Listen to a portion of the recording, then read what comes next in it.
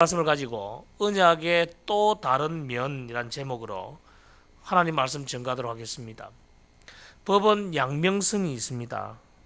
우리가 법에 대해서 생각할 때 법에 호소하면 법은 사회적 약자를 보호하고 또 사회를 지키는 것이다 라고 생각을 합니다.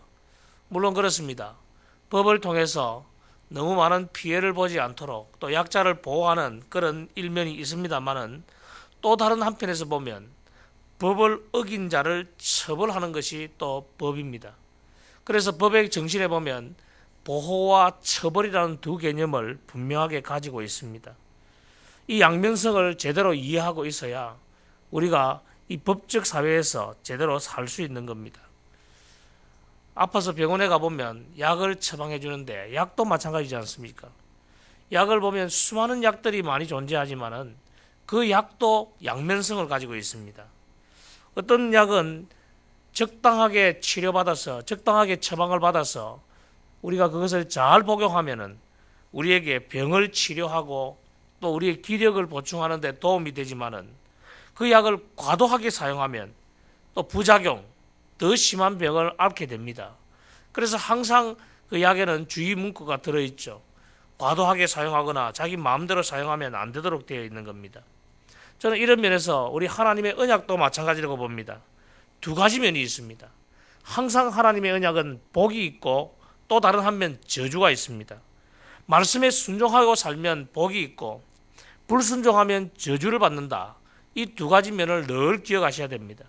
축도도 마찬가지로 우리에게는 어떤 학자가 설명하는 것을 보니까 양손을 들어 축복할 때 한 손은 복의 그리심산, 또 한 손은 저주의 에발산. 그래서 그 축도를 통해서 말씀을 지키고 살면 복이 되고 또 지키지 않고 살면 말씀이 흘러오는데도 우리는 전혀 그 말씀을 그냥 좋다고 생각하고 넘게 되면은 저주다. 그래서 축도는 두 가지면 두 손을 들어서 축도를 한다. 뭐 그런 이야기도 하더라고요. 이에 반발해서 옛날 쿨러 신학교의 리차드 마우 같은 신학자들은 한 손 축도하잖아요. 이제 우리의 시대에 저주는 다 갔다. 예수 그리스도를 통해서 복밖에 남지 않았다 해서 한 손 축도를 하기도 합니다. 그러나 저는 이 복과 저주의 이 두 가지 양면성의 개념을 우리가 늘 생각하고 살아가는 것이 우리에게 유익하다고 봅니다. 오늘 말씀해 보면 제일 먼저 모세가 경고를 합니다. 우상을 섬기면 안 된다. 강력한 경고를 하죠. 목석과 은금의 우상을 섬기면 저주를 받는다. 저는 각 나라의 역사를 뒤져보면 그런 내용이 분명한 것 같습니다. 왜냐하면 우리나라를 보면 외세의 침략을 엄청나게 많이 받았습니다. 뭐 역사적으로 어떤 학자들은 700회라는 학자가 있고 어떤 학자들은 1100회의 외세의 침략을 받았다. 이 조그만 땅덩어리가 수많은 침략을 받고 살았지 않습니까? 그 이전에 하나님을 모를 때 온갖 우상을 섬기고 뭐 토템을 섬기고 살아가던 그때 그 시절 수많은 외세의 침략을 받았습니다. 여러분, 우리가 예수 믿고 난 이후에 굵직굵직한 어려움들이 있기는 있었지만은 지금 우리는 외세의 침략을 받지 않고 살고 있습니다. 저는 이것이 얼마나 큰 은혜인지 몰라요. 그 이전에는 수많은 침략을 받고 살았던 나라가 예수를 믿고 난 이후에 복음이 왕성하고 된 이후에는 침략 없이 살 수 있다는 것, 이게 바로 복이 아닌가 그런 생각을 해봅니다. 하나님이 우리에게 분명한 원칙을 주셨습니다. 그러나 우리의 마음이 무디어져서 하나님을 버리고도 저주를 받지 않을 것이라고 생각하는 무리가 생겨나게 될 것입니다. 수많은 사람들은 이 정도는 괜찮겠지 뭐. 아이고 이것 정도야. 말씀을 어겨도 뭐 별 문제 없는데 그런 생각을 하는 사람들이 얼마나 많은지 모릅니다. 오늘날도 마찬가지로 뭐 이 정도는 우리가 자꾸 죄를 범하다 보면 마음이 무디어지는 거죠. 마찬가지로 어떤 교회는 담임 목사를 처음에 한번 쫓아내보고 나서 그 다음에 보니까 이거 별로 저주도 안 받고 어려움도 없거든요. 그러니까 그 교회는 뭐 조금만 수만 틀리면 쫓아내는 그런 교회가 있다고 들은 적도 있습니다. 여러분, 우리가 하나님의 말씀을 어겨도 별 문제 없겠지, 이 정도 괜찮겠지 하는 생각은 대단히 위험합니다. 하나님의 백성은 언약의 백성이기 때문에 하나님의 말씀을 지키고 살아야 됩니다. 하나님은 또한 죄를 적당하게 봐주시는 그런 분이 아닙니다. 아무리 적은 숫자가 실수를 한다고 해도 하나님은 그냥 대충 넘어가는 분이 아니십니다. 하나님은 죄인을 철저하게 가려내서 처벌하시는 분이시죠.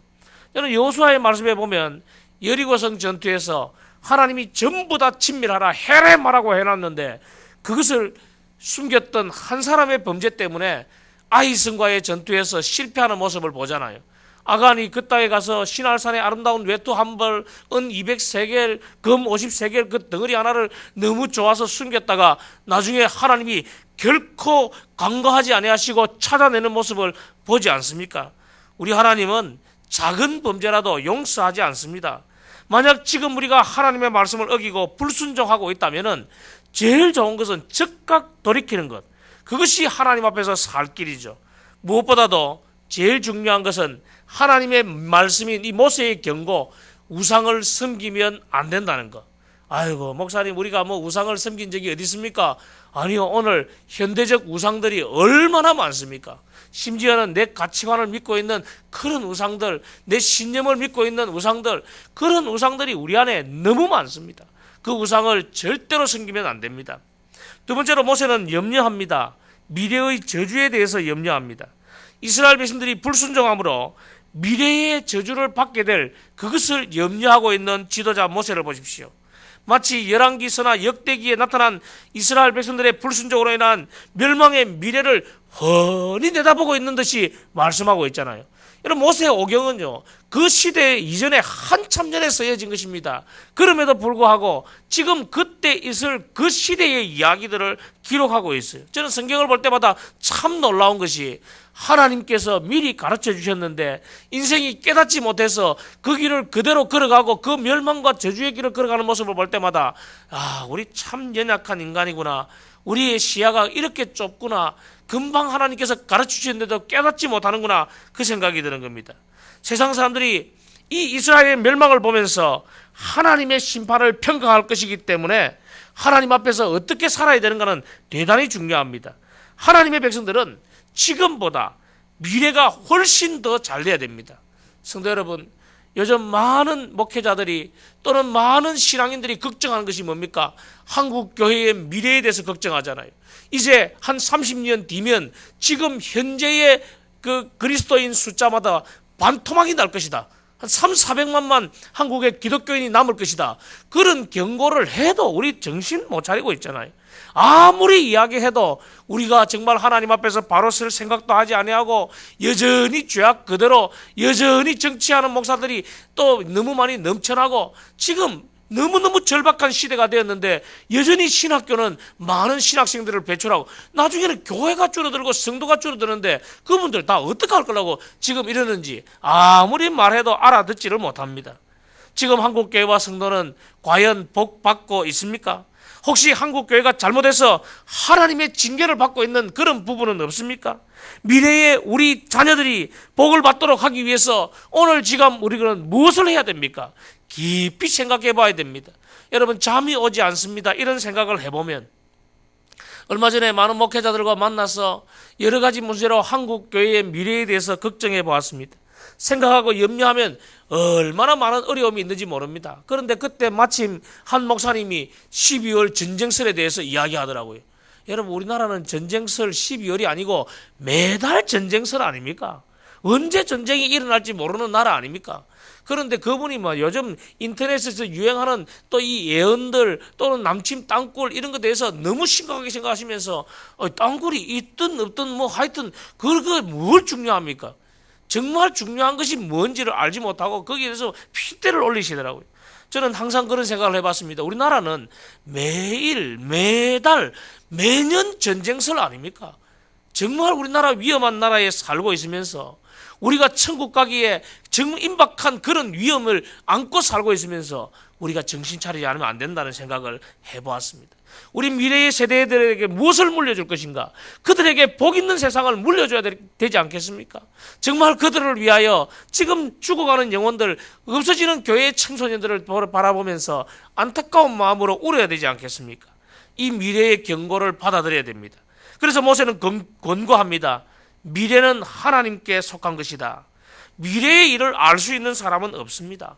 미래는 오직 하나님께 달려 있습니다. 성경에도 우리 주님이 말씀하셨지 않습니까? 내일 일은 내일이 염려할 것이다. 내일 일은 하나님께 맡기는 것입니다.